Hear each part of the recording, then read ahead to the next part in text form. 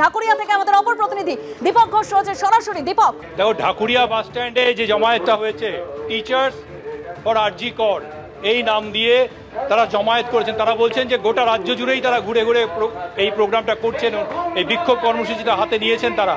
এবং যেখানে যাচ্ছেন শুধু শিক্ষক নয়, শিক্ষকতা যারা করেন না, বাইরের জগতের মানুষ, তারাও স্বতঃস্ফূর্ত হয়ে এখানে যোগদান করছেন। আমরা এবার কথা বলে নিচ্ছি তাদের সঙ্গে।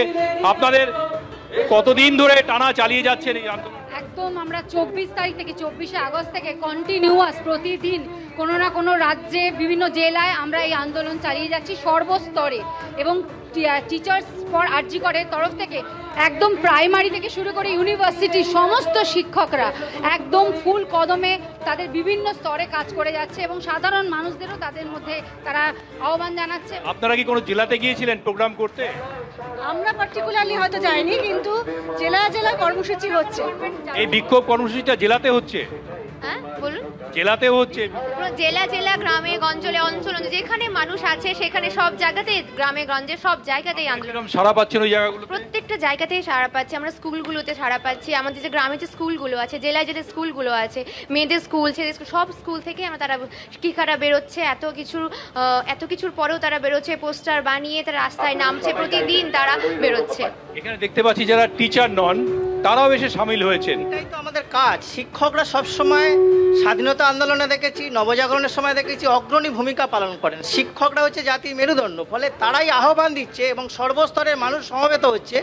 এইরকম একটা সংকটময় পরিস্থিতিতে, ভয়াবহ পরিস্থিতিতে আমরা মনে করি শিক্ষকদের গুরুত্বপূর্ণ ভূমিকা পালন করা উচিত। তাই আমরা আহ্বান দিয়েছি, সর্বস্তরের মানুষ সমবেত হচ্ছে এবং আমরা বিচার চেয়েই ছাড়।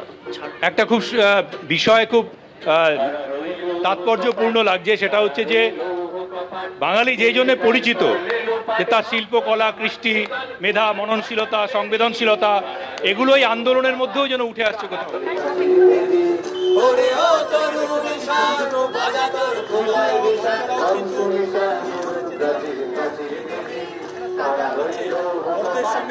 তারাও সামিল হয়েছে এখানে আমরা যেমন দেখতে পাচ্ছি 70 বছর, 60 বছর, 50, তেমনি 10 বছর, 12 বছরের বাচ্চারাও এখানে এসছেন।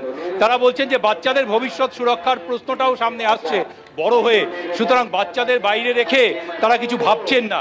তাদের ভবিষ্যতের কথা ভেবে, আজকের প্রজন্মের ভবিষ্যতের কথা ভেবে তারা সকলে মিলে পথে নেমে এসেছেন। এক অভূতপূর্ব দৃশ্য। 1 মাস হয়ে গেল আরজি কর কাণ্ড, এই 1 মাস পরেও সমান তীব্রতায়, বলতে পারি আরো বেশি তীব্রতার সঙ্গে মানুষ রাস্তায় নেমে এসেছেন।